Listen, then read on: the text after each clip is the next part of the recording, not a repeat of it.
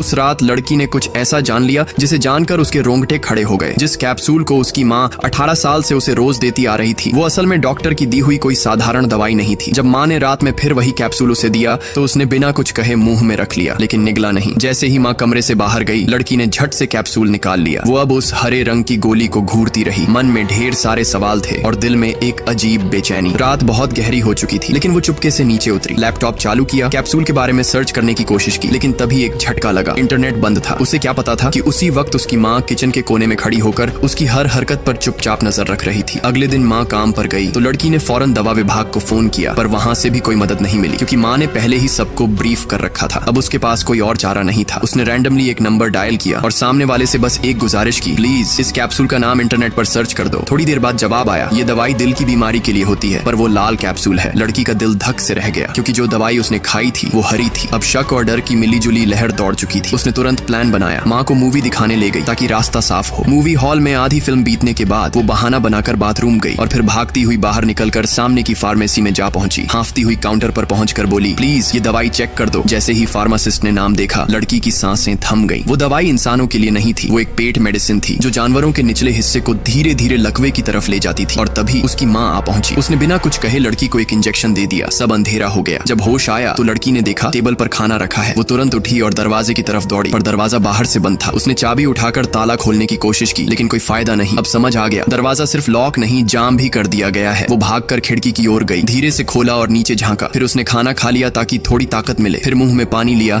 कुछ औजार उठाए और खिड़की से बाहर निकल गई। धीरे धीरे सरकते हुए वो माँ के कमरे की ओर बढ़ी। सोल्डरिंग आयरन से शीशे पर छेद किया, फिर मुंह का पानी छिड़का और कांच तोड़कर अंदर दाखिल हो गई। लेकिन तभी उसकी अस्थमा की दिक्कत भड़क गई। सांस रुकने लगी, छाती जकड़ गई। वो बस मरने ही वाली थी। किसी तरह रेंगती हुई अपने कमरे तक पहुंची और ड्रॉर से इनहेलर निकाला। जैसे ही उसने इनहेलर लिया, उसकी सांस फिर से चलने लगी। उसे आज शायद दूसरी जिंदगी मिल गई थी। दोस्तों, अगर आप पार्ट 2 भी देखना चाहते हो तो कमेंट में जरूर बता देना।